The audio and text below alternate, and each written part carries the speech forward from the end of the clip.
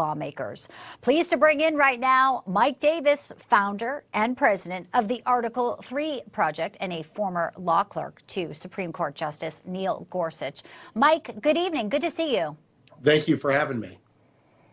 Some people were a bit surprised by Judge Cannon's ruling today. She is a Trump-appointed judge, and a lot of folks are wondering why in this moment, days before the inauguration, in the 2020 election case, which she doesn't oversee, she would let it go through. Well, that's a good question. She is an independent judge who has to make her independent assessment. She's not a political actor for President Trump or anyone else, and I think that she's trying to decide this in a fair and impartial way. She's trying to figure out in these cases what's going to hurt other co-defendants who are still pending, like Walt Nauta in the classified documents case, versus what the statute allows the special counsel to do in these cases. At the end of the day, this is on Jack Smith. This is a political drive-by shooting by a departing special counsel. He's putting out grand jury testimony and other purported evidence that didn't make it to a jury. It's an unfair process, and it's something that the Trump 47 Justice Department should take into account.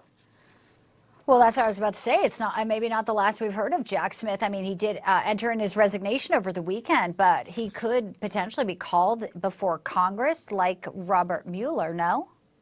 Yeah, I mean, he could be. I think that Jack Smith's bigger problem legally is he could be subjected to a criminal probe by the Trump 47 Justice Department for running what looks like a criminal conspiracy against President Trump and his aides and supporters to interfere in the election and to wage this lawfare. And so he may have to lawyer up himself if the Trump 47 Justice Department follows the facts and follows the law and maybe opens a federal criminal probe, a civil rights probe under 18 U.S.C. Section 241, conspiracy against rights. Breaking just a few minutes ago, Mike, and I'd like to get your reaction. This is fresh into the inbox. Special Counsel David Weiss releases the final Hunter Biden report. Kind of a sad saga because David Weiss allowed a lot of the statutes to lapse in time as the special counsel. Many say he was completely, allowing Hunter to get off of some of the more serious charges. He's going to talk about in this report, which will be released, about the what he secured, the convictions he secured, unwillingly, though, as we know.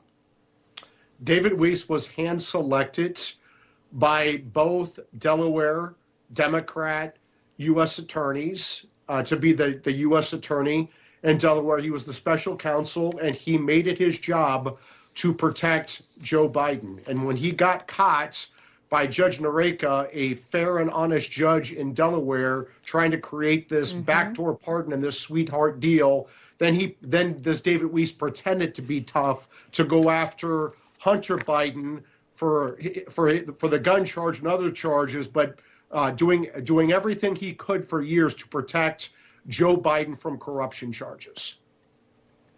Mike Davis, far from over in a lot of these cases and where they may go with an incoming DOJ. I know we'll be talking with you in the coming weeks and months. Good to see you this evening, though. Thank you. Well, the Laken-Riley Act this evening is one step closer to becoming law. The Senate expected to take a roll call vote after passing a procedural hurdle just last week. You may know the bill, of course, is named after the Georgia University nursing student who was brutally murdered last February while running on her campus. Jose Ibarra, a Venezuelan migrant here illegally for years, charged with her murder.